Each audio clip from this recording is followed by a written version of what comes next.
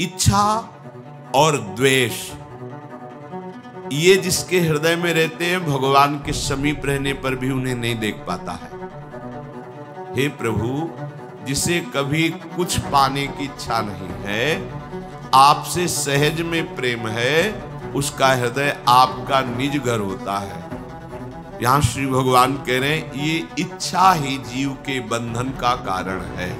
यहां तो इच्छाएं समुद्र की तरंग की तरह अटखेलियां कर रही है, अनंत इच्छाएं, ऐसा हो जाए, ऐसा हो जाए, ऐसा हो जाए। इच्छाओं का कभी अंत नहीं पाया गया। ये जो इच्छा है, ये भोग लूं, ये देख लूं, ये पालूं, प्राकृतिक, इस संसार के दृश्य देखने की, संसार के भोग भोगने की, संसार के मान प्रतिष्ठा की कोई भी इच्छा, सबसे बड़ा बाधक भाव ये इच्छा ही है। जो महापुरुष भजन करके भगवत स्वरूप में स्थित होते हैं, बिना इच्छा के सब कार्य चलते हैं। वो इच्छा वाला नहीं, उनको नहीं जान सकता। उसके हृदय में निरंतर प्रभु प्रकाशित होकर क्रीड़ा करते हैं, जिसके हृदय में कोई भी भोग इच्छा नहीं होती। जाहि न चाही कबहु कछु, तुमसन सहज स्नेह, बसहु निरंतर तासुर सोराउर निज गेह।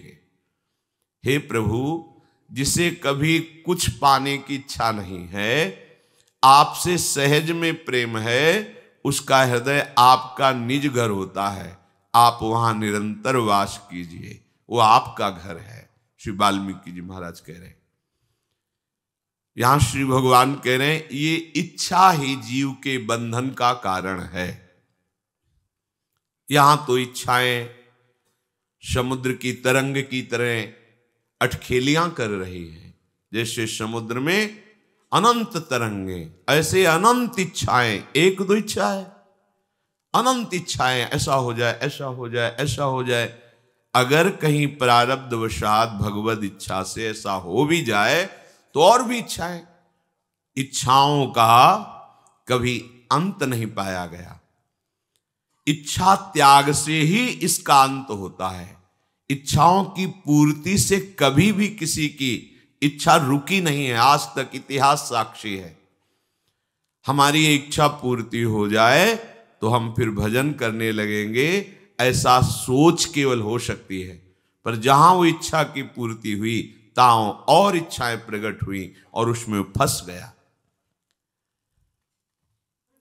इच्छा और द्वेष ये जिसके हृदय में रहते हैं, भगवान के समीप रहने पर भी उन्हें नहीं देख पाता है, और उसे फिर ना चाहते हुए द्वंद्वों में पिसना पड़ता है।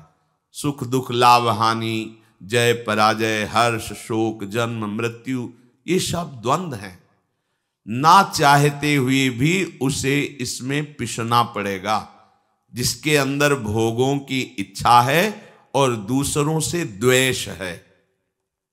संपूर्ण प्राणी इसी मूढ़ता को लेकर अनंत काल से दुख भोग रहे हैं, जन्म मरण को प्राप्त हो रहे हैं। मेरे समीप रहने पर भी वो मेरा अनुभव नहीं कर रहे। स्पष्ट भगवान कह रहे हैं कि ये इच्छा और द्वेष, इच्छा को ही राग कहा गया है। ये राग द्वेष ही संपूर्ण सृष्टि को बांधे हुए हैं। इच्छा और द्वेष जिसके हृदय में है, वो द्वंद्व में सदैव पिसता रहता है। कभी लाभ हो गया तो हर्ष से फूला नहीं समाता, कभी शोक हो गया तो बहुत दुखी हो जाता है। ऐसे ही पूरा जीवन व्यतीत हो जाता है। कहीं सम्मान मिला तो सुखी हो गया, अपमान मिला तो दुखी हो गया, अनुकूलता मिली तो सुखी हो गया, प्रतिकूलता मिली तो दुखी हो गया। और ये सृष्टि चक्र है, कभी एक जैसा चलता नहीं है, ये परिवर्तनशील है। आज वाह हुआ तो कल निंदा होगी, आज निंदा तो कल यश होगा, ये क्रम चलता रहता है।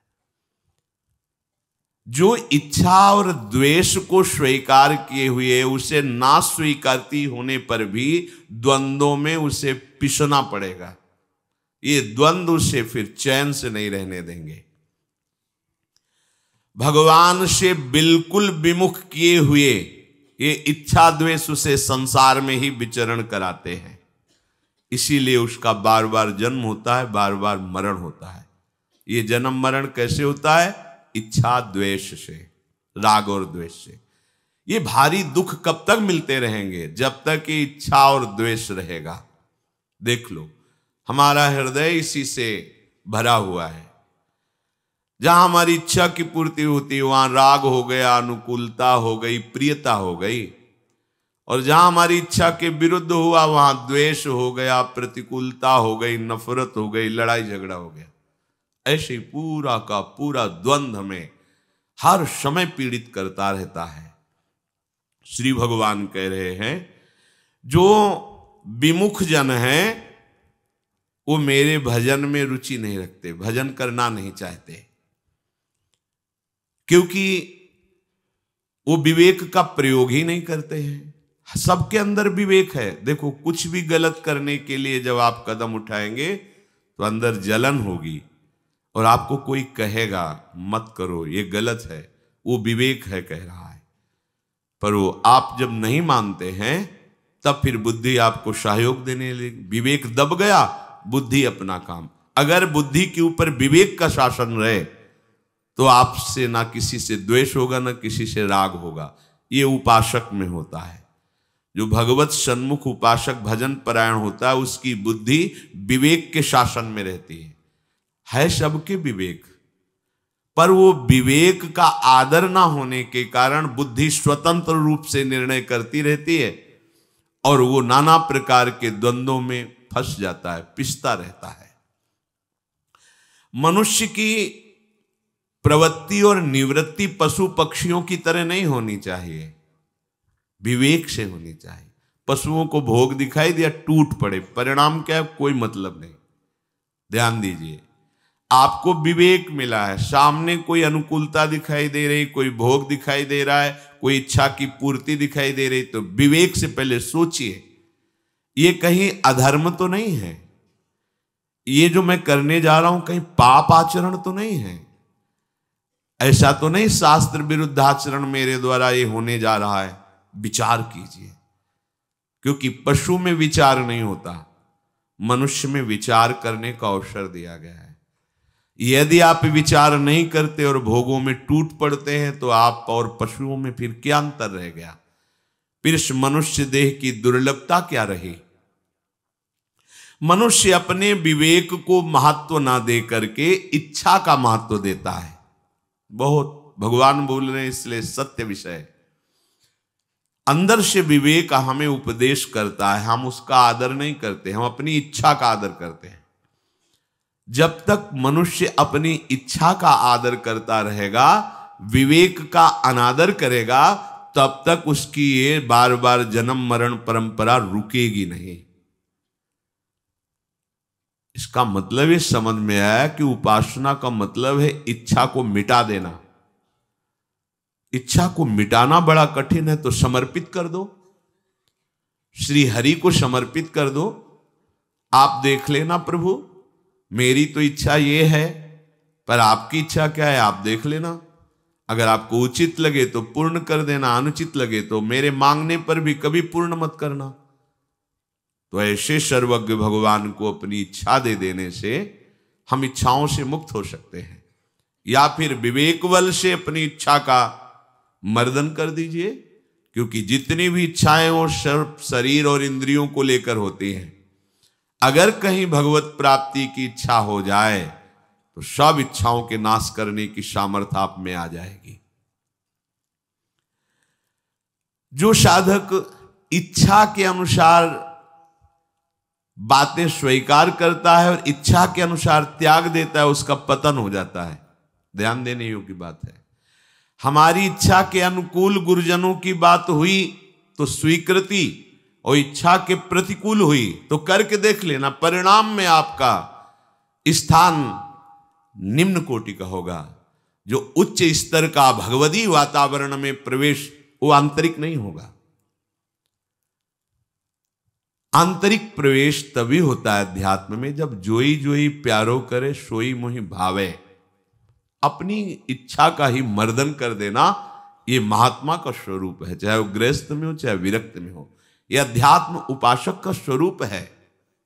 विनिवृत्य कामा, जो अध्यात्म नित्या है, नित्य अपने आत्म स्वरूप में स्थित होना चाहता है या भगवत प्रेम प्राप्त करना चाहता है, कोई भी सद असद इच्छा नहीं, न सद ना सद, विनिवृत्त कामा। तो अपने आप देखो, इच्छा खत्म तो द्वंद्व विमुक्ता, समस्त द्वंद्वों से मुक्त हो जाता है। बिल्कुल सत्य सिद्धांत।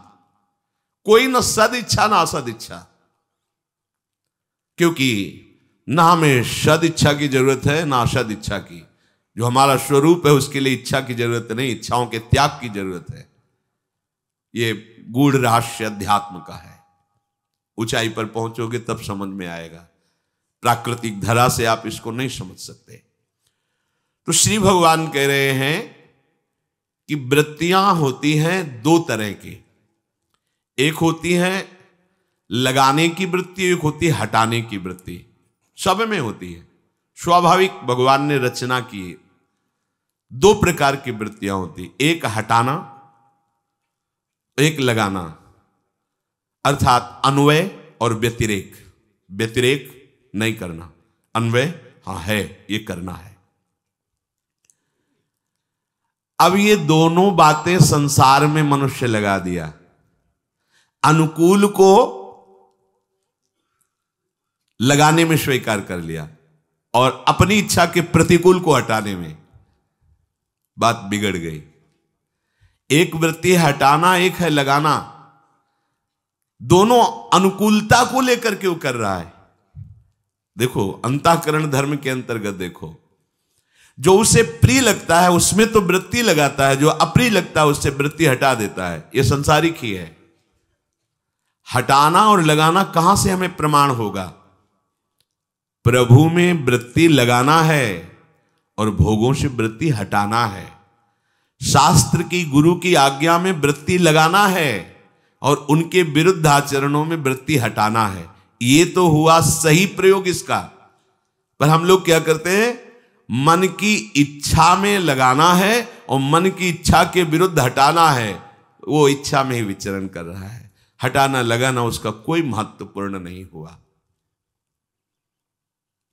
संसार से राग रहित होना ही हमारे जीवन का परम लक्ष्य होना चाहिए। जब वृत्तियां दोनों प्रकार से हम संसार में ही लगा देते हैं तो हमारे अंदर द्वंद्व प्रकट हो जाते हैं और इन्हीं द्वंद्वों में हम बहुत काल से पिसते चले आ रहे हैं। और यदि हम ऐसा प्रयोग करें हटाने लगाने का कि बार बार हमें नाम जप करना है और नाम से जो वृत्ति विषय भोगों की आदि आदि संसार की नाम से हटाती है, हमें उसको हटाना है, तो बहुत जल्दी संसार से वैराग्य और भगवान से प्रेम और अपने स्वरूप का बोध प्राप्त हो जाए। भटकने की जरूरत नहीं, ध्यान दीजिए। यदि हम हटाने की वृत्ति और लगाने की वृत्ति दोनों इच्छा के अनुसार रखेंगे तो संसार ही हाथ लगेगा। और यदि हम लक्ष्य पे रखेंगे, लक्ष्य है हमारे श्यामा श्याम, इनका नाम, इनके रूप, इनकी लीला, इनके धाम में वृत्ति लगाना है और जो भोग, जो व्यक्ति, जो विषय, जो दृश्य इनसे हमें हटा दे उससे वृत्ति हटाना है। बहुत जल्दी हमें संसार से वैराग्य, आराध्य देव से प्रेम और स्वरूप का ज्ञान, तीनों एक साथ होते हैं। जैसे जैसे आपका चिंतन बढ़ता जाएगा वैसे वैसे स्वरूप का बोध और भगवान की झांकी आंखों में आने लगती है। तभी प्रीति होती है, विकलता बढ़ती है और संसार की निस्सारता उसके अनुभव में आने लगती है। सार इसमें केवल श्री भगवान है, अन्यथा कुछ नहीं है। जब हम राग का पोषण करते हैं तभी द्वेष की गुंजाइश होती है। द्वेष की कोई अलग से सत्ता नहीं है। हम जिस व्यक्ति से, वस्तु से, भोग से राग करते हैं, इच्छा करके भोगते हैं, और जब वो हमारे अनुकूल नहीं होता तो हमें द्वेष हो जाता है। द्वेष की अलग कोई सत्ता नहीं है, वो राग से ही प्रकट होता है। पहले राग होता है, फिर द्वेष होता है। अगर राग ना हो तो किसी से द्वेष होगा ही नहीं। इसीलिए जो भगवत प्रेमी महात्मा हैं उन्हें अजात शत्रु कहा गया है। हरिवंश नाम लीन जे अजात शत्रु ते सदा, प्रपंच दंभ आदि दे तहां कछु न पेखे। जो निरंतर नाम रूप में डूबे हुए हैं उनका किसी से राग ही नहीं, इसलिए किसी से द्वेष नहीं, तो वो क्या हुए? अजात शत्रु। अर्थात त्रिभुवन में कोई भी एक भी शत्रु उनका नहीं होता, जो भगवत प्रेमी महात्मा होते हैं। जब हमारा राग द्वेष का रूप धारण कर लेता है तो बड़ी हिंसात्मक वृत्तियां जागृत होती हैं। प्रायः इसी में सब विचरण करते हैं। हमने तुम्हें इतना प्यार दिया, इतना दुलार दिया, और तुम हमारे प्रतिकूल हो गए। राग अब द्वेष में देख लो, आंख खोल के देख लो, संसार में यही हो रहा है।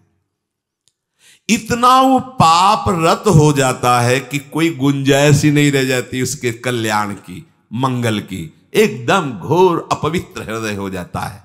फिर ऐसे लोग संतों को, भगवान को, शास्त्रों को जो मन में आया सो बोलते, क्योंकि बलिरंताकरण है। फिर भगवान की तरफ चलने का अवसर ही माया नहीं देती। पूज्य पंडित गया प्रसाद जी महाराज के वचन अपने लाला की तरफ इशारा करके कहते कि अगर इन्होंने तुम्हें भजन का समय दे दिया है ना, तो अब इनसे कुछ मत मांगना, इनके पास इससे बढ़कर देने के लिए कुछ नहीं।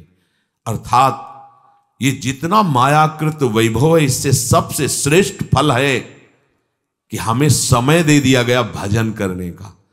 नहीं तो माया भजन करने का समय ही नहीं देती। अगर समय दे दिया गया तो अब बर्बाद मत करो, कोई इच्छा मत रखो, अपने जीवन को अपने हाथ में मत रखो प्यारे। मान लो, अपने जीवन को समर्पित कर दो। आप जैसे चलाओ वैसे चलूंगा, जैसे रखो वैसे रहूंगा। साधना का फल यही है, अस्तित्व मिटा देना। पर बलिहारी भगवान की माया की कि वो अहम वृत्ति, मेरे पास सारी सुविधा है, मैं अधीन नहीं हो सकता, वही सुविधा उसकी दुर्गति का एक दिन कारण बनेगी। जिसने समस्त सुविधाओं का त्याग करके एकमात्र भगवान का आश्रय ले लिया अंदर से, वही इस माया पर विजय प्राप्त करता है। कहीं भी अन्य आश्रय प्रभु के सिवा, कहीं किंचन मात्र भरोसा, वो जाकर के तुम्हें ऊंचाई से फिसला के नीचे खड़ा कर देगा। कभी कभी ऐसे लोगों को सत्संग की बातें भी भगवान कृपा करके सुनने का अवसर देते हैं, शास्त्र पढ़ने का भी अवसर देते हैं, अच्छी बातों पर विचार करने का भी अवसर देते हैं। पर उनके मन में राग होता है भोगों का। अहम की वृत्ति इतनी गहरी बैठी होती है कि वो इन बातों को पढ़कर सुनकर भी हृदय में बिल्कुल नहीं धारण कर सकते। वो करेंगे मनमानी ही, वो अपनी अनुकूलता के अनुसार ही करेंगे। और जब तक ये अनुकूलता प्रतिकूलता है तो इसी का नाम द्वंद्व है। द्वंद्व है तो राग है, इच्छा है, इच्छा है तो देहाभिमान है, देहाभिमान है तो हाथ कुछ नहीं लगा अभी तक। ये देहाभिमान जितना गलित होता है उतना ही साधना में कुछ प्राप्त हुआ है। पूज्यपाद सिउड़िया बाबा जी महाराज, जिनका मन एकाग्र है, जिनको किसी नवीन भोग भोगने की इच्छा नहीं है, जिन्होंने अपना पूरे जीवन का भार प्रभु के चरणों में समर्पित कर दिया, योगक्षेमं वहाम्यहम् केवल अनन्यश्चिन्तयन्तो माम, वो देहाभिमान रहित महापुरुष परम पद को प्राप्त होते हैं। जब उपासक प्रतिकूलता को हटाना खास बात समझ लेता है और अनुकूलता को भोगना खास बात समझ लेता है, तो वो परमार्थ का पथिक नहीं, वो केवल जीवन निर्वाह कर रहा है। ध्यान दीजिए, अनुकूलता को भोगना, प्रतिकूलता को हटाना, ये साधक का कार्य नहीं है, ये सांसारिक पुरुष का कार्य है। भगवत भजन को बढ़ाना और संसार के चिंतन को हटाना, यह साधक का कार्य है। अनुकूलता प्रतिकूलता की तो कोई गुंजाइश ही नहीं। भारी से भारी प्रतिकूलता में भी वो निर्भय होकर निरंतर आराध्य देव के चिंतन में लगा रहता है। भारी से भारी अनुकूलता में भी दैन्य होकर के भगवान के चरणों में निरंतर अपने चित्त को लगाए रखता है। परमार्थ और व्यवहार का अंतराय है।